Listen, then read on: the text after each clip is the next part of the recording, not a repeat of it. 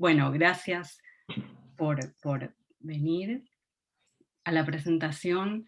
Eh, También les quería agradecer mucho a la editorial Paradiso por la edición tan linda y tan cuidada, a Adriana Joel, a Américo Cristófalo,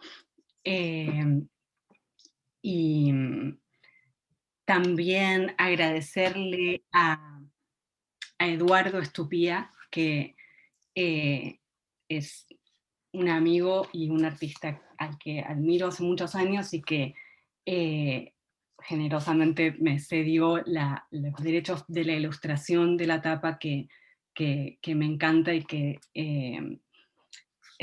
me encanta que sea la tapa de mi libro, y me parece que va muy bien con el material.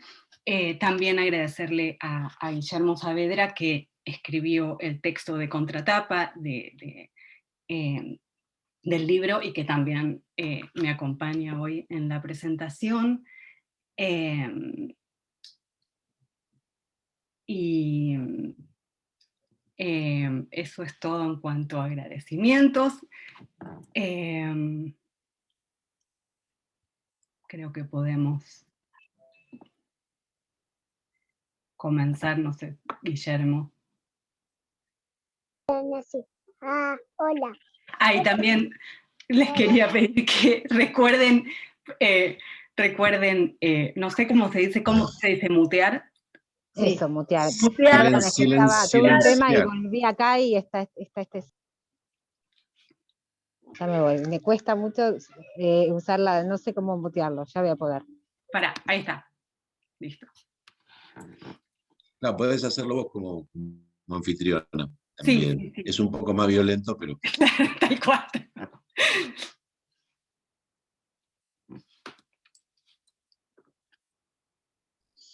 Bueno, muy bien. ¿Te parece entonces que empecemos, Mariam? Me parece que sí. Perdón, pero Mariana, voy a contestar uno de los mensajes.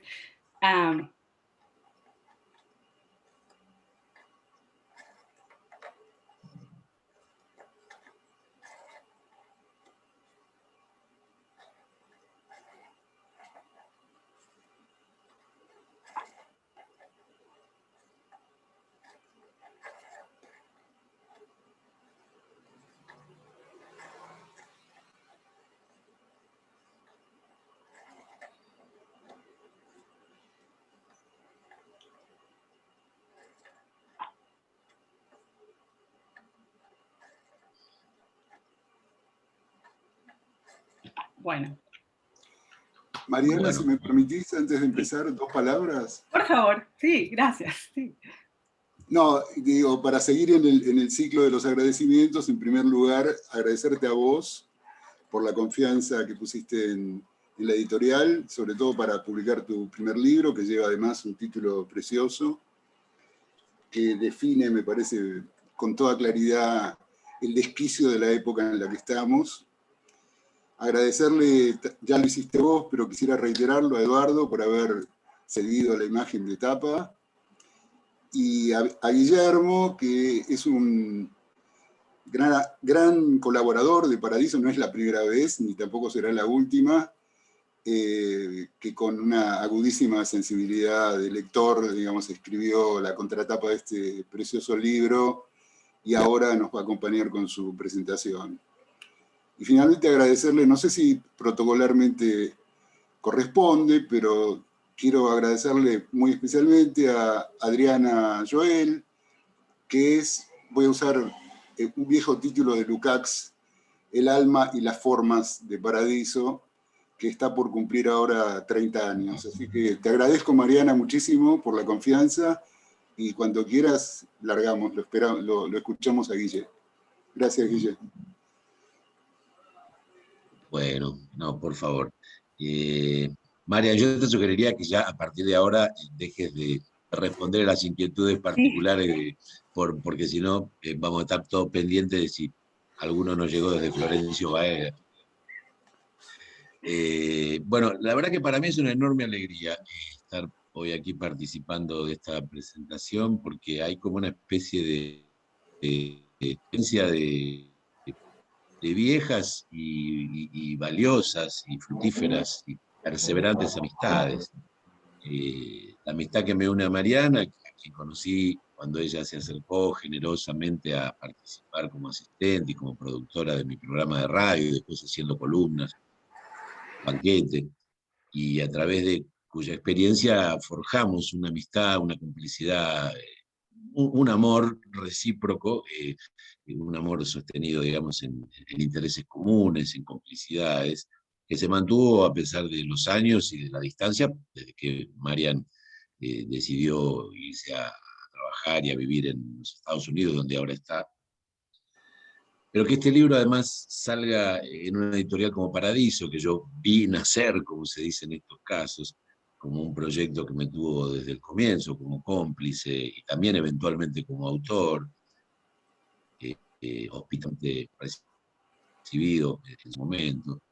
Y con dos personas que quiero y admiro muchísimo, como Américo, que recién habló y a quien le agradezco su reconocimiento, y Luli, y Adriana, Joel, porque Américo desde su sapiencia, desde su rigor, desde su generosidad intelectual, ha garantizado que la editorial en estos 30 años tenga una consistencia, una diversidad, una riqueza, un carácter pionero en muchos casos, editando autores por los que nadie hubiera apostado, porque recién empezaban, como es el caso de Mariana con este libro, y de tantos otros, o de rescatar autores enormes, pero que no eran considerados en su momento, como Néstor Sánchez, por citar un caso muy grande.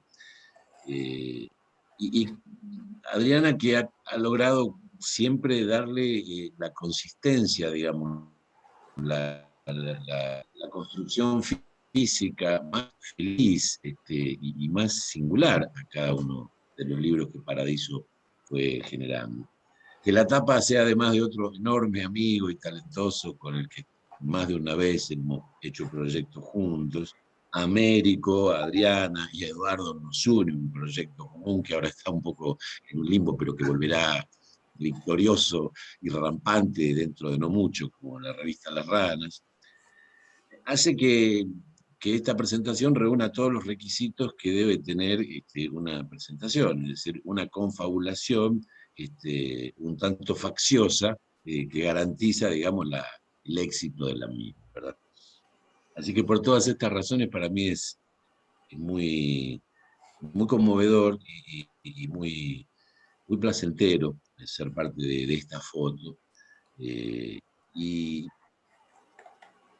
presentar Mariana tiene también la idea de que finalmente se cumple algo que Mariana venía amagando desde hace mucho tiempo. Mariana es una mujer con varios talentos, y creo que eso mismo, ese carácter medio renacentista de su temperamento creativo, la ha demorado más de lo que la ansiedad de nosotros permitía o toleraba, ¿verdad? Porque Mariana podría haberse dedicado a la música, a escribir sobre música casi de manera excluyente, a escribir sobre cine, sobre artes visuales, a escribir ficción, a escribir poemas, porque todo eso en algún momento lo hace y lo hace muy bien.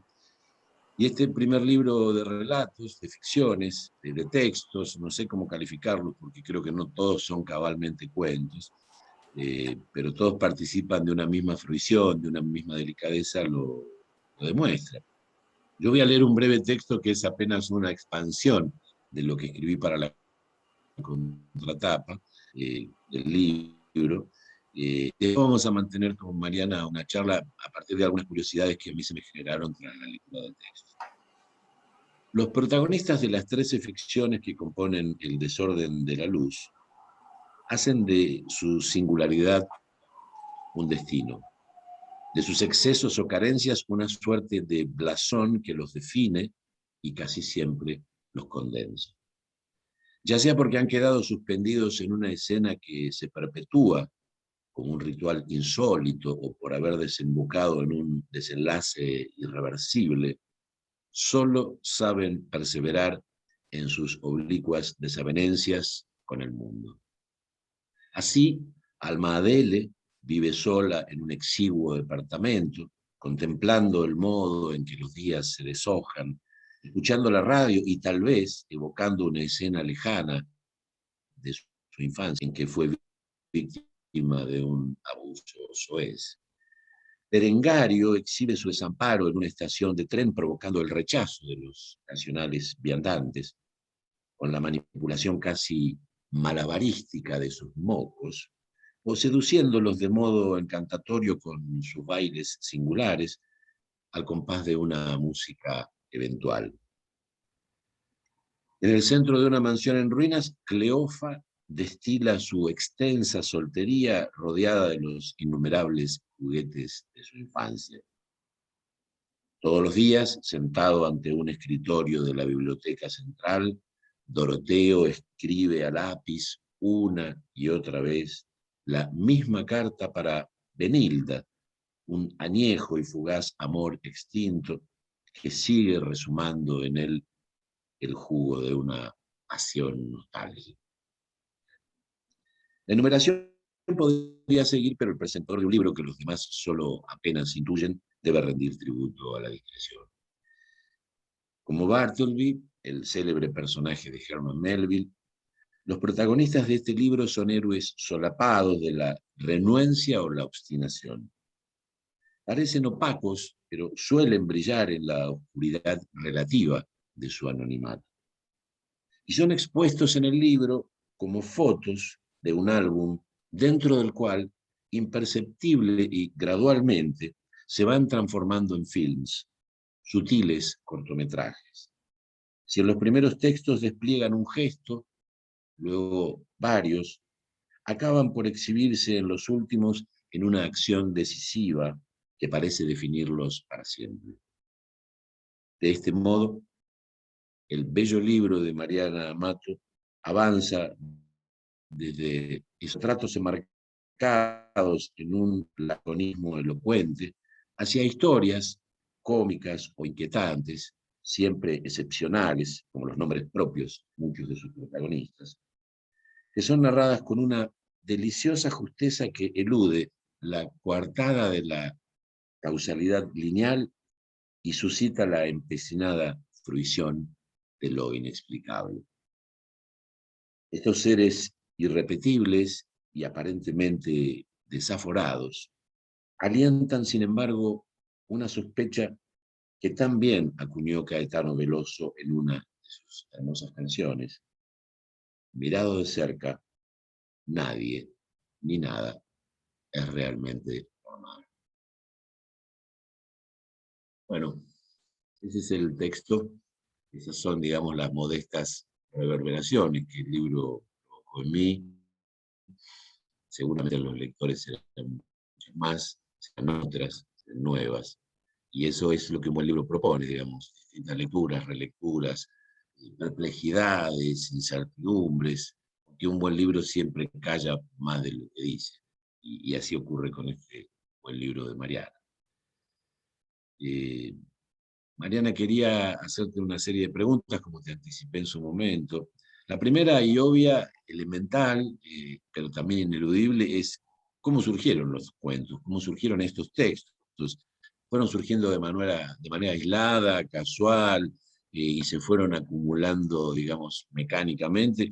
¿O tuviste desde el comienzo la idea de escribir un conjunto de relatos vinculados por las, digamos, particularidades de sus protagonistas? Gracias por la pregunta y gracias por el texto que leíste. En realidad, bueno, cuando empecé a escribir este libro, la idea que lo guió, y esto es algo muy peculiar por el hecho de que se haya publicado en medio de una pandemia, es que la idea más básica en la que estaba pensando era en escribir una serie de relatos que estuvieran basados más bien como en un retrato, más que en una narración,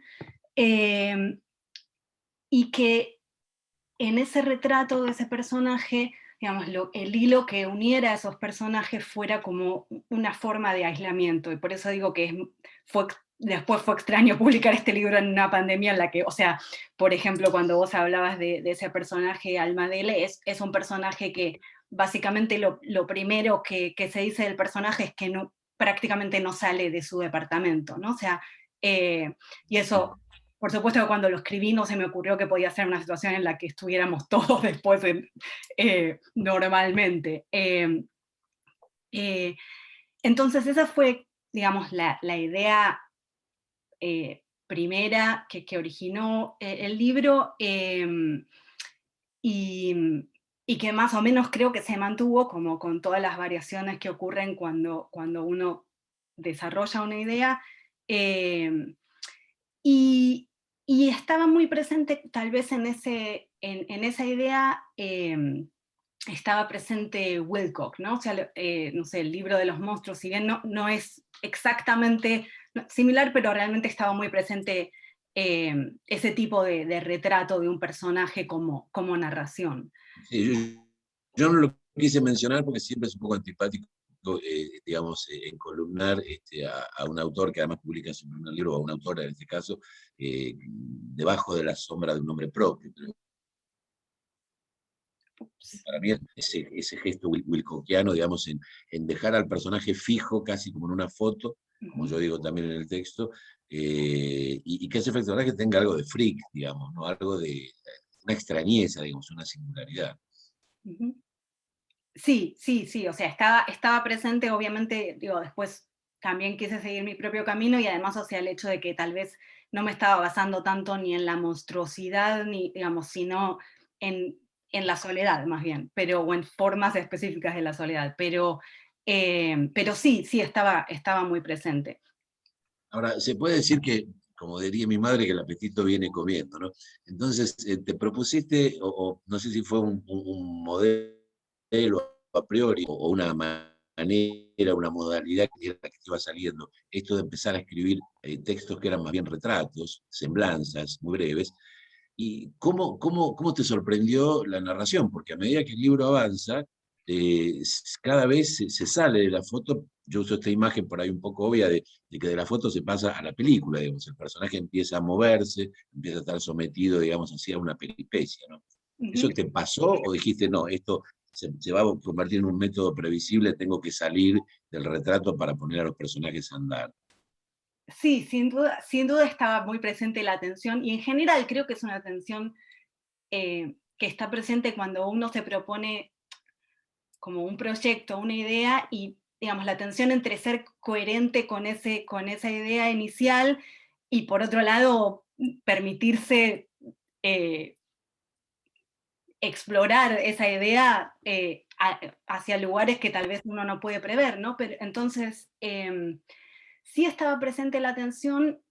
Creo que en general lo que decías respecto de la narración, generalmente lo que me pasaba con el aspecto narrativo de estos relatos era que me sorprendía, pero gratamente, en el sentido de que es una de las partes de la escritura que más disfruté, o sea, encontrar esas zonas de narración, porque generalmente son zonas de narración eh, que no llevan el relato a ningún lado, digamos, o sea, que no lo llevan muy lejos de donde estaba, ¿no? Y eso lo disfruté, pero sí, el último cuento de la serie es un cuento que tiene un poco más de estructura de cuento y que tiene un aspecto bastante más narrativo, que es El desorden de la luz, justamente, y creo que, o sea, cuando escribí ese cuento fue cuando decidí terminar el proyecto, porque tenía la impresión justamente de que la tendencia hacia la narración me estaba llevando hacia otro lado, ¿no? Entonces era como, bueno, este era el momento en donde podía cerrar. ¿Tenías miedo de venir cuentista?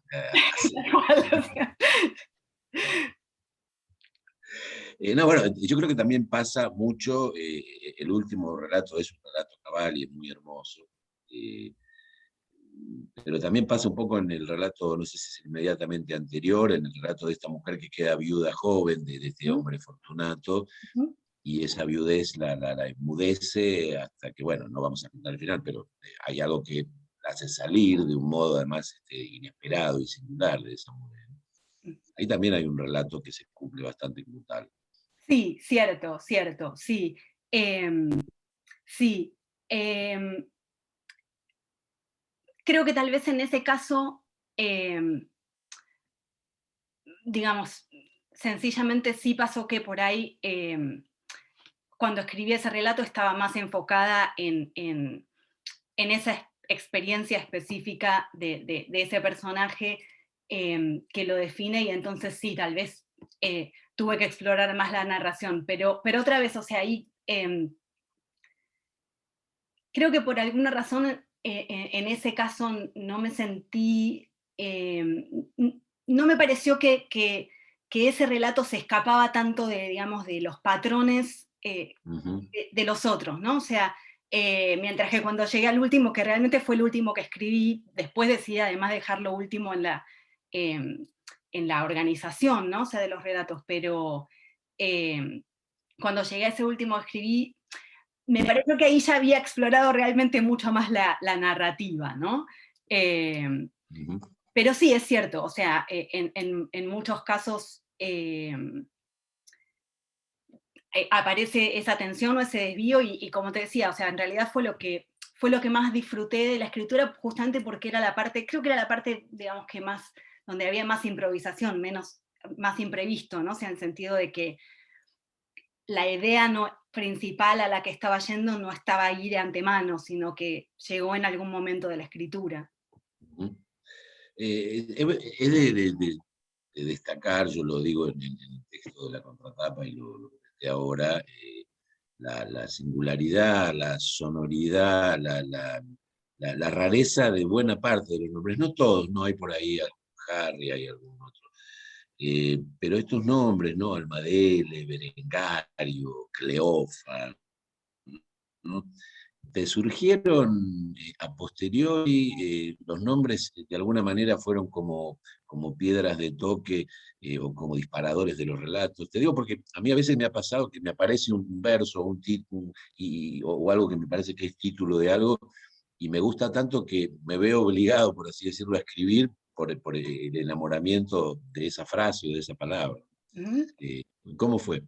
Sí, en realidad lo que motivó, digamos, que buscara esos nombres fue que em, había algo de lo que estaba escribiendo que me parecía que combinaba como em, una temperatura, digamos, muy propia del presente, contemporánea, con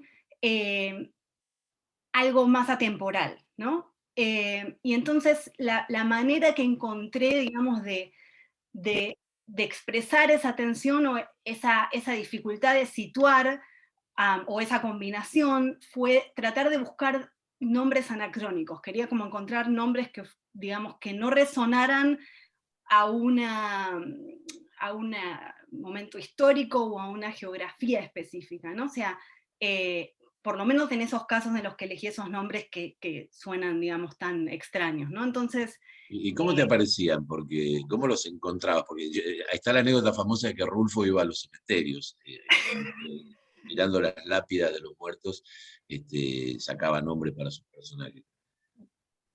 creo que el presente nos quitó la posibilidad de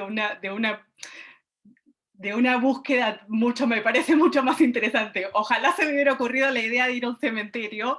Me gusta mucho esa idea, la próxima vez la voy a explorar. Pero no, en realidad lo que hice fue buscar en internet.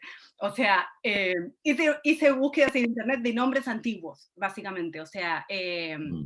y entonces, como, o sea, fui siguiendo y eligiendo entre lo que encontraba, los nombres que encontraba, o sea, pero hice una búsqueda en internet de nombres antiguos específicamente.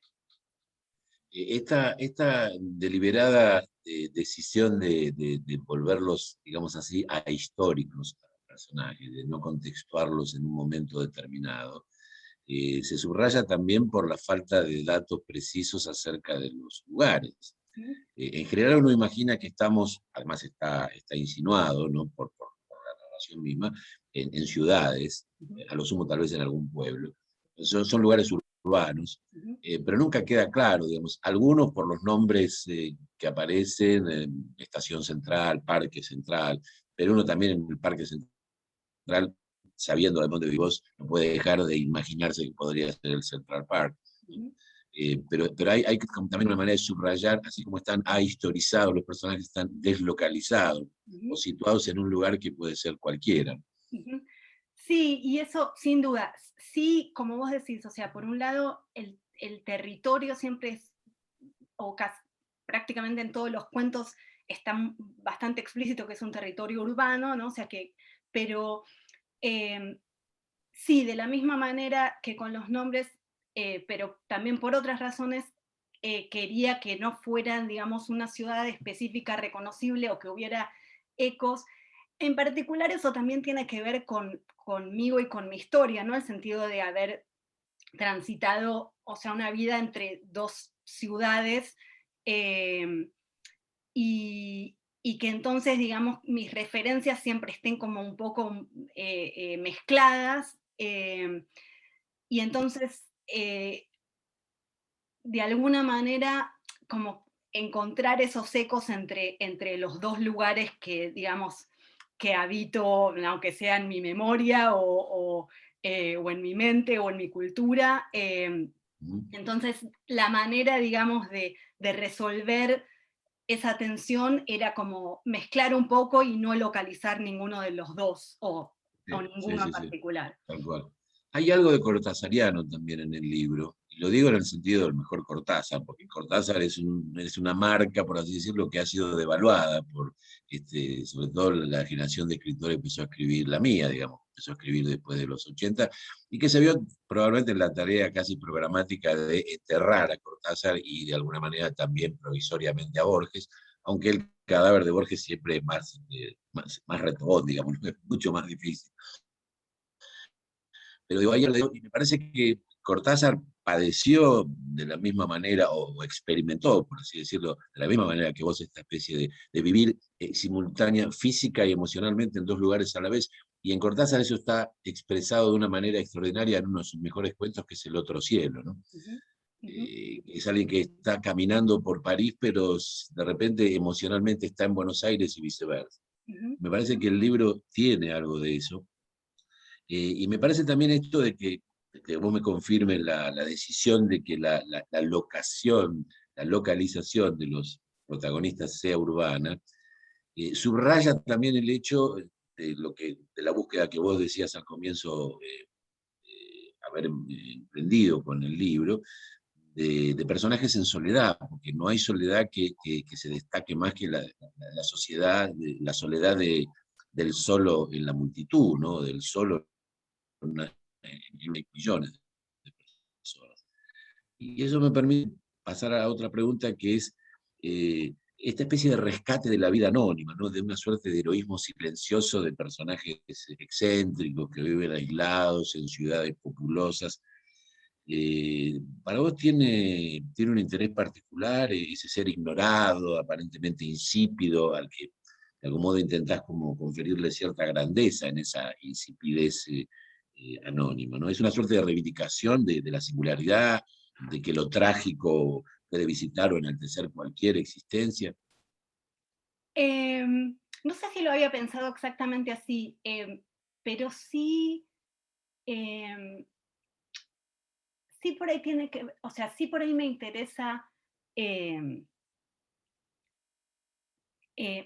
tal vez que la narración como tal se mantenga en ese espacio humilde, digamos. Me parece que esa es la, tal vez esa es como, esa es la respuesta, digamos, al tipo de relato o al tipo de personaje al que me acerqué, ¿no? O sea, en el sentido de que me gusta la idea de una escritura literaria que, que mira, digamos, la vida humilde o precaria, y, nada, y que es un espacio que me interesa mucho y que tal vez me interesa, digamos, por el simple hecho de que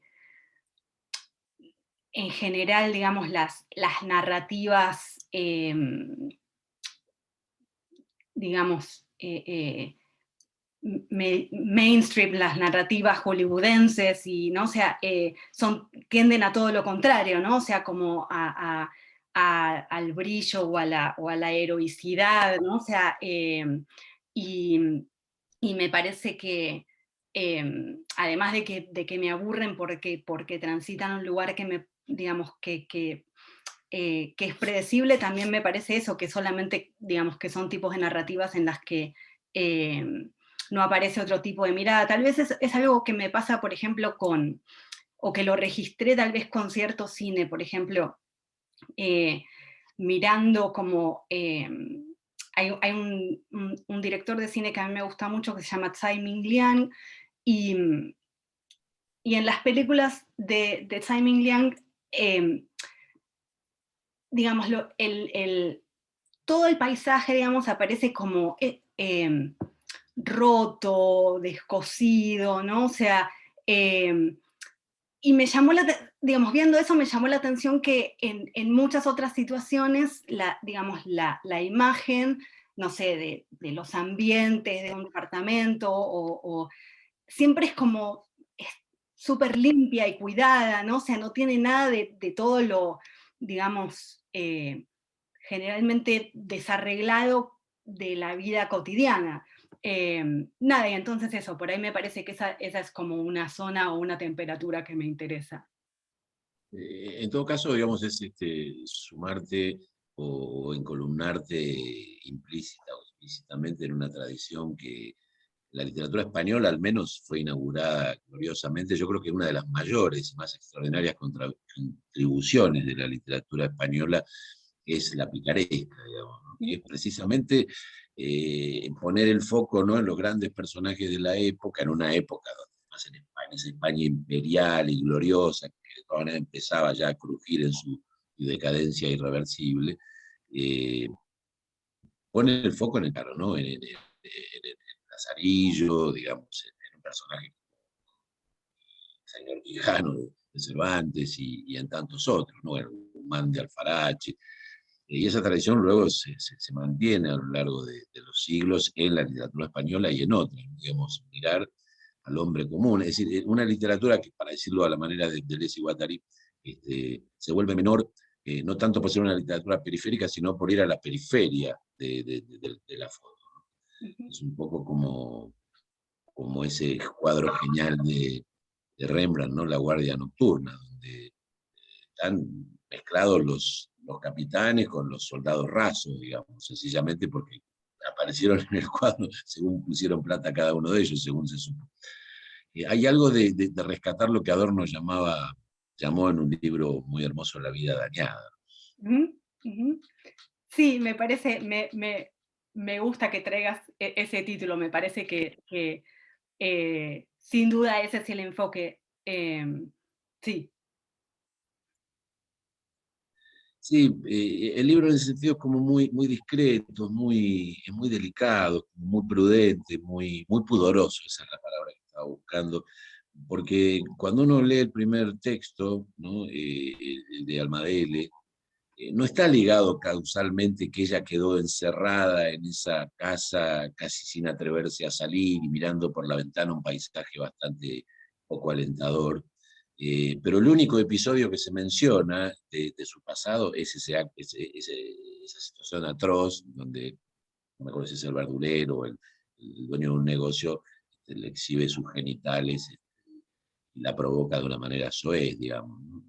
Y encima ella va a su casa y, como se lo cuenta la madre, muy al estilo de ciertas madres de cierta época, sin saber qué hacer, pero realmente la castiga a ella, digamos, ¿no? Como si ella hubiera tenido la culpa de haber provocado, ¿no?, un razonamiento que hoy se sigue repitiendo lamentablemente en los comentarios de algunas personas frente a las víctimas de las violaciones.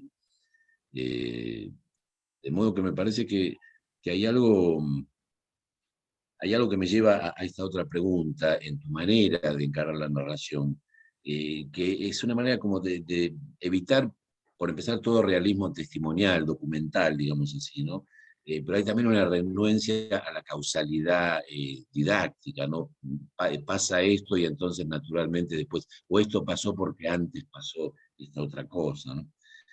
Hay una suerte de ética que parece evitar el lugar común y o la cristalización en un sentido común. Esto responde a una visión tuya de la literatura, o en todo caso a la idea de que la literatura debe, a lo que la literatura hace respecto a una realidad que por otro lado nunca es realista, digamos, ¿no? Nunca es convencional. La realidad siempre es singular, siempre es aleatoria, siempre es nada, siempre es novedosa. Me parece, creo que, como decía antes, por ahí sí lo que me pasa es que tal vez me gusta como mantenerme al margen como de ciertas formas narrativas como que digamos que me parece que están como demasiado exploradas. Y no sé si tengo una perspectiva en este sentido, ¿no? O sea, pero sí me parece, digamos, que por ahí sí veo en la escritura literaria, en la lectura, tal vez en otras formas de arte, como un potencial muy disruptivo,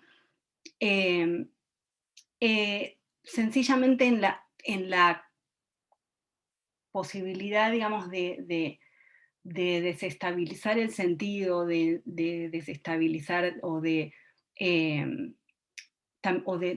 lo equívoco de sus fines también, ¿no? Y entonces, lo que sí puedo decir es que me interesa explorar ese potencial disruptivo, como de la manera digo, y que se puede explorar de maneras infinitas, ¿no? O sea, no creo que haya ninguna fórmula para eso.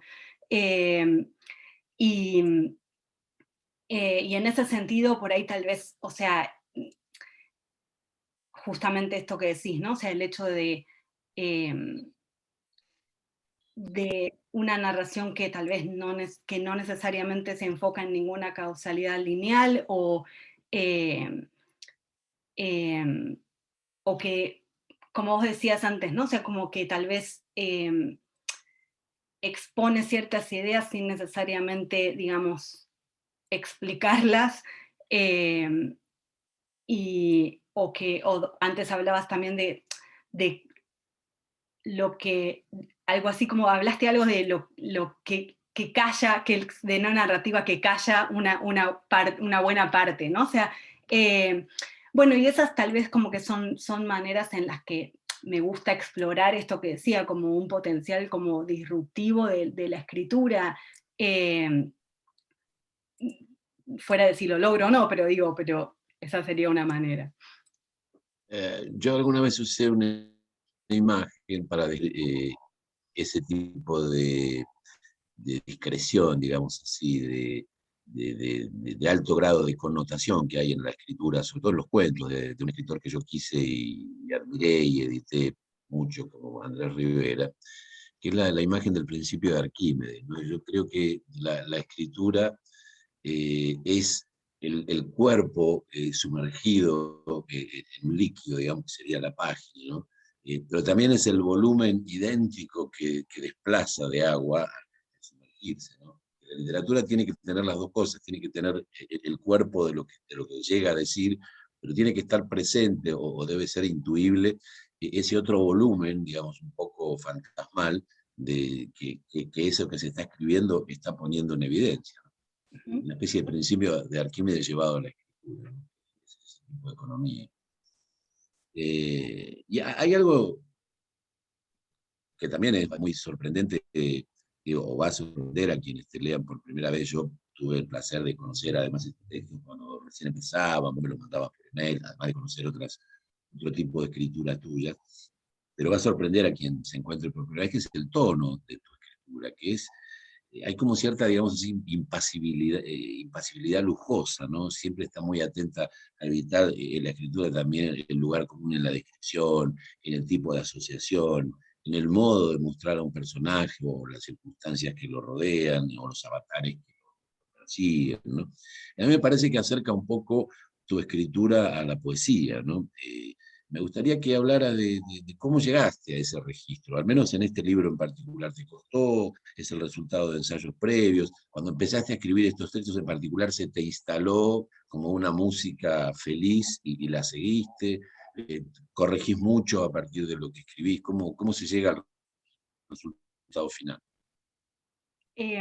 Sí, creo que algo que me pasa con la escritura, y tal vez estaba presente cuando antes hablabas de, bueno, estos cuentos, pero algunos no son del todo cuentos, ¿no? O sea, una cosa que me pasa con la escritura es que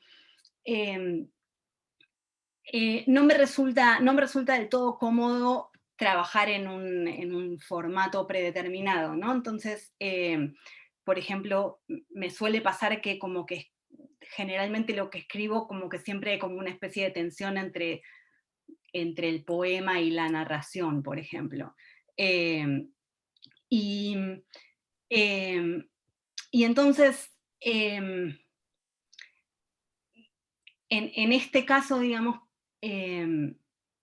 tenía esta idea, ¿no?, de escribir estos relatos que estuvieran basados como en un retrato, pero por otro lado sí, la escritura poética me interesa mucho, escribo poesía también, y entonces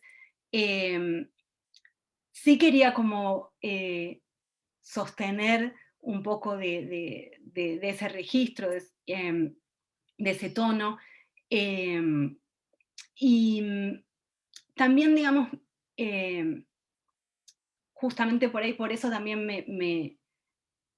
me gusta trabajar, como en este caso lo he hecho, con textos breves, ¿no? O sea, porque por ahí me permite justamente como... Un mayor control. sí, trabajar más como sobre el espesor de la oración o del párrafo, en lugar de tener que enfocarme como en esta especie de linealidad del argumento, ¿no? O sea, digamos, en vez de enfocarme, bueno, en qué va a pasar, qué pasó, cómo se conectan y demás, que no es algo que, no es lo que yo hago, digamos, sí enfocarme más como en el espesor del texto, ¿no? O sea, y el tipo como de poder trabajar como con una, tal vez como buscar una riqueza de resonancia en el texto, ¿no? O sea, y eso, no sé si, sí, obviamente reescribo, pero no sé si se da tanto en la reescritura como sí como en un trabajo, digamos, tal vez como lento y detenido en espacios muy pequeños de texto, ¿no? O sea, en un párrafo, en una oración. Sí, sí, bueno, aquí una gran amiga tuya, amiga mía también, pero sobre todo una amiga tuya, Florencia Fragasso, nos sopla que su escritura viene de la poesía. Yo puedo dar fe de eso porque también he sido merecedor del envío, digamos, de hermosos poemas tuyos de hace ya unos cuantos Y años. ahora, a propósito, Eras veo una una niña. pregunta, perdón, veo una pregunta de María Negroni, que creo que es la pregunta sobre el nombre del cineasta que mencioné antes, ¿no?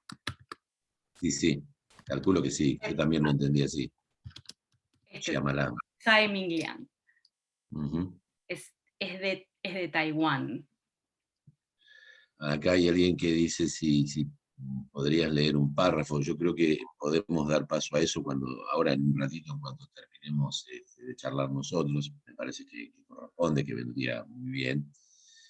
Y también, por supuesto, si alguien quiere hacer alguna pregunta o algún comentario, no solo por el chat. A mí me queda una última pregunta, que es algo que yo te anticipé cuando convinimos en que íbamos a tener esta charla, y que es una experiencia que también, por la que también pasó Cortázar, precisamente por esto de vivir en otro lugar, sumergido o rodeado, digamos, de una cultura que está sostenida por la música de otra lengua diferente, y en el caso tuyo por una lengua que es todavía más alejada del español. En el caso de Cortázar, a partir de ciertos libros se empezaba a notar que esa búsqueda que él tenía de un lenguaje muy llano, porque no hay una sola palabra en los relatos de Cortázar, tengo que ir a buscarla en el diccionario, sin embargo logra, digamos, ese extrañamiento de lo que narra de una manera muy misteriosa y muy feliz. Pero en la reproducción de voces, de diálogos, uno empieza a notar en los últimos libros un cierto anacronismo en ese español que él usa. ¿Cómo te resulta a vos vivir en los Estados Unidos, vinculada, como te decía, a esa lengua tan distinta, eh, teniendo la experiencia de escribir en español en ese contexto? Es cierto que la realidad de quien vive hoy en el extranjero es diferente a la de un Cortázar, que la manera de seguir conectada a través de las redes, de los medios, digamos, de las tecnologías a mano, y del hecho de que vos además, salvo ahora por la pandemia, solés venir muy frecuentemente y además estás muy en contacto con la música del español y de los que la tocan, digamos. Pero ¿cómo es en todo caso para vos? ¿Cambió algo? Vos escribías antes de instalarte en Estados Unidos. Ahora ponerte a escribir en español estando allá, ¿es diferente? ¿De qué manera? Em, no es diferente, sí, o sea, como vos decís, claro, es una experiencia diferente cómo me relaciono tal vez eh, con esa tradición de la que vengo, ¿no? O sea, obviamente digo, yo me mudé a Estados Unidos en el año 2002, pero bueno, hasta ese momento, o sea, estudié letras en la UBA, digamos, como que toda mi formación literaria se dio en diálogo con amigos, amigas, amigues y profesores en Buenos Aires. Y entonces digo, siendo algo como tan originario y tan crucial, siempre va a estar presente, ¿no? O sea, eso por un lado. Por otro lado, sí, como vos decís, o sea, bueno, existe un mundo hispanohablante en Estados Unidos. Yo vine a Estados Unidos a hacer un doctorado en literatura latinoamericana, entonces eso en realidad, o sea, no es que me desconectó, sino que amplió mi mundo, digamos, literario hispanohablante, ¿no? Eh, y, eh, pero sí, obviamente, o sea, sí me pasa que hay como una especie ahora de desfasaje en el sentido de que no estoy presente cuando se hacen presentaciones de libros, etcétera. Entonces, bueno, viajo una vez por año y en ese momento me compro los libros que sé que no voy a poder conseguir después desde acá. Pero por otro lado también pasa algo muy peculiar, me parece, digo, por supuesto no conozco ni de lejos todas las culturas literarias que puedan existir en el mundo, pero tengo la impresión de que hay algo muy peculiar de la cultura literaria argentina en el sentido de que siempre me vuelve a llamar la atención la cantidad de publicaciones, la cantidad de editoriales independientes, la cantidad de autogestión, la cantidad de lecturas de poesía, la cantidad de eventos literarios. Eso es algo que siempre me sorprende muy gratamente, ¿no? O sea, es algo que, digamos, también me hace desear estar como ligada a ese mundo, porque me parece un mundo muy rico en el que ocurren, digamos, ocurren muchas cosas y que pueden ocurrir muchos intercambios fructíferos. Entonces, nada, eso, como que tal vez en ese sentido es un espacio con el que también me gusta estar ligada, eh, pero bueno, digamos, o sea, escribir en español para mí, o sea, es una necesidad en el sentido de que o sea, hablo fluidamente inglés, pero digamos, no, cuando antes hablábamos de la cuestión del espesor, de la escritura y de las resonancias, eso me resultaría muy difícil hacerlo en inglés, ¿no? O sea,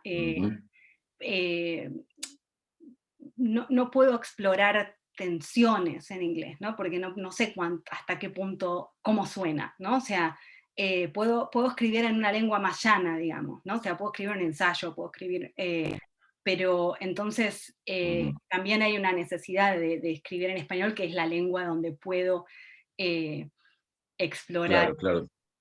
justamente hablábamos de tu relación con la poesía, o que tu escritura sigue siendo, digamos, alimentada por la economía, por los procedimientos de la poesía. Y tal vez, digamos, eso es lo que no te sale en una lengua como el inglés, digamos, o no encontrás todos los matices y todas las resonancias. Vos elegís, cuando una palabra es elegida por vos o se te impone en español, te viene ya con todo el repertorio de resonancia, ¿no? Y con la historia personal, yo siempre tengo un libro utópico que quiero hacer, lo hicimos en algún momento en una revista que hacía para la Biblioteca Nacional, que es armar un libro que se llama Diccionario Íntimo, y es pedirle a cada escritor que defina, por así decirlo, una palabra, idioma, pero con connotaciones que tienen para él, digamos, ¿no? Me Porque no es lo encanta mismo este proyecto. Malbón para vos que para mí. Bueno, lo anuncio públicamente. Tenemos un editor aquí escuchando, el señor Américo Cristóbal. Tome nota de este desafío público. Bueno, Marian, gracias por tu disponibilidad para la charla. Y me parece que ahora, a pedido de un público que está a gritos pidiendo desde la banquina del chat que leas algo, creo que podríamos pasar a esa instancia. Dale, dale, buenísimo. Bueno, voy a leer uno de los cuentos, son breves. Froilán y su caja. Alrededor de la estación de tren de la calle 125 hay un aire enrarecido. No se sabe exactamente qué lo causó, pero las teorías son varias. Hay quienes lo atribuyen a la explosión de la fábrica militar a principios de siglo. Dicen que la lluvia de cenizas que cubrió la zona 13 dañó la salud física y mental de sus habitantes. Otros hablan de un experimento secreto realizado por el gobierno hace unos 30 años. Alegan que se alteraron las vacunas destinadas a los niños del Centauro, el complejo habitacional donde residen los empleados más pobres de este lado de la ciudad.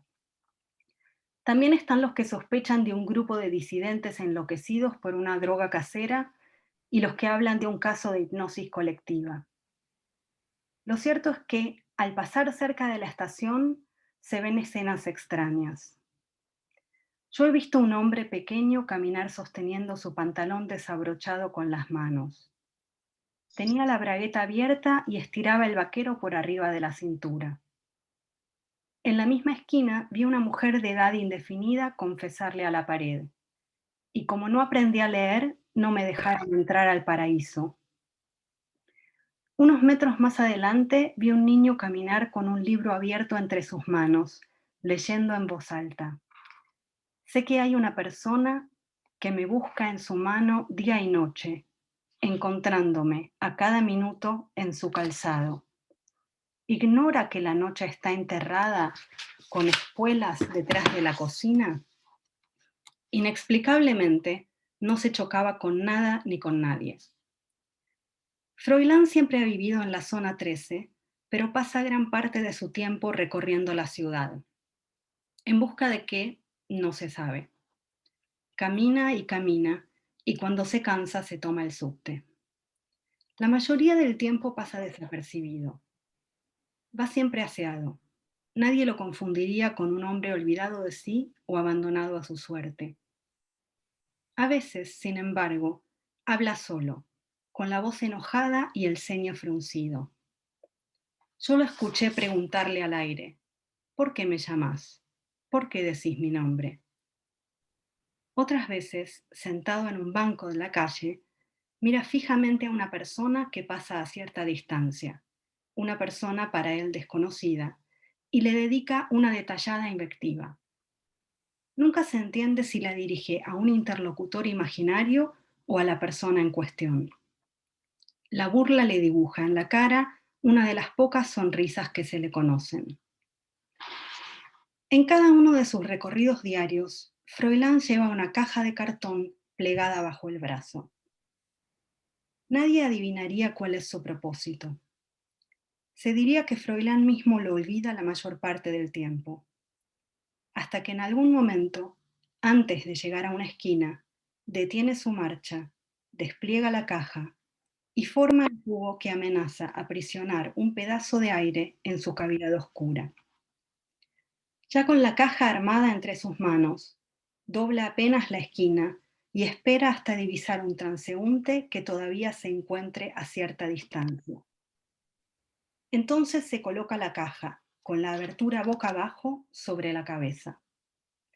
A la altura de sus ojos, el cartón tiene 2 pequeños agujeros estratégicamente cavados para que Froilán pueda ver un poco hacia adelante. Generalmente la persona elegida advierte, cuando se acerca, la inusitada presencia de un hombre con una caja en la cabeza. Sin embargo, sigue caminando como si nada ocurriera. A nadie le gusta reconocer una anomalía si eso lo obliga a cambiar sus planes. Nadie claudica fácilmente ante las circunstancias, incluso aunque aquello a lo que renuncie tampoco sea enteramente suyo. Así, el transeúnte continúa su marcha hacia un turno con la dentista, o a su lugar de trabajo, o a una cena familiar, aunque sepa que unos pasos más adelante lo espera un hombre con la cabeza cubierta por una caja de cartón. No imagina, claro está, que su encuentro con el señor cabeza de caja todavía no ha terminado. Unos pasos más y Froilán se acercará a bloquearle el camino, parándose frente a él. El transeúnte lo mirará sin entender, esperando que Froilán diga o haga algo que elucide sus motivos para interceptarlo. Pero Froilán no dará explicaciones. Solo se quedará parado frente a él, hasta que este último decida dar un paso al costado para continuar la marcha.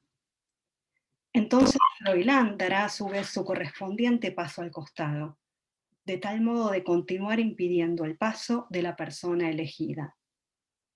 Este enfrentamiento se prolongará a veces por unos breves minutos y otras veces por un rato más largo. En ese lapso, Froilán soltará unas carcajadas y tal vez diga algo que resulte incomprensible a su interlocutor. Así hasta que, entre su mirada y la otra, algo indecible le indique que debe dar por terminado el episodio. Quizás se trate del momento en que la confusión se vuelve aburrimiento, o en que la violencia se vuelve pena, o en que la pregunta se vuelve desesperación.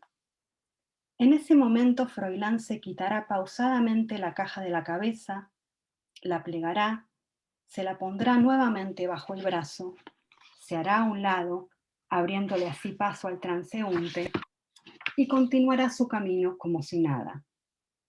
El transeúnte, desconcertado, se quedará quieto unos segundos, siguiendo a Froilán con la mirada. Y luego retomará su marcha, volviendo la cabeza cada tanto, como para asegurarse de que su encuentro con Froilán realmente ocurrió. Gracias. Bueno, gracias a vos. Ahora no sé si alguien de este público virtual quiere agregar algo, si quiere decir algo, es el momento de hablar o callar para siempre. Gracias.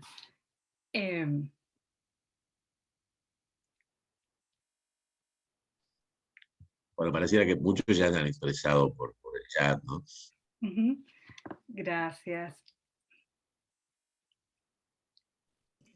Bueno, yo quiero decir que María estoy dice encantada. algo, pero tiene el micrófono. María tiene el micrófono. ¿Hola? No, estaba hablando Julia. Sí, no, me encantó el relato.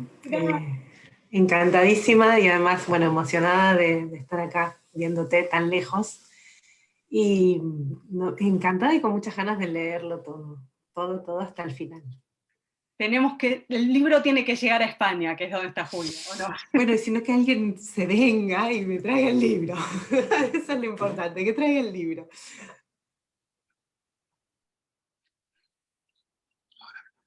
Gracias. Bueno, Mariana, felicitaciones. Hermoso lo que leíste y vení pronto. Me encanta, ojalá que sí, gracias María, ojalá que sí, sí. Vamos a ver cómo sigue todo, pero me encantaría ir para Buenos Aires en julio, que es la fecha en la que generalmente solía ir Y probablemente ya tengas vacuna, así que Estoy vacunada, estoy ya vacunada. estás vacunada. Bueno, más razón, Mariana. Te extrañamos acá. Yo también extraño, claro. Bueno, felicitaciones, ¿eh? Gracias. Bueno. Bueno, felicitaciones Marucha desde acá. Y qué lindo pensar que ahora que por ahora no estás viniendo, está tu libro en la ciudad como un representante tuyo también, ¿no? Como Gracias, que sí. está dando vueltas por Buenos Aires, preparando el terreno para que viajes vos. Es como tener un embajador permanente. Gracias. Por Buenos Aires y más. Mi papá vio el libro, consiguió el libro en Mar del Plata, así que anda por varios lugares. Bueno. Es como un alfacito marplatense también.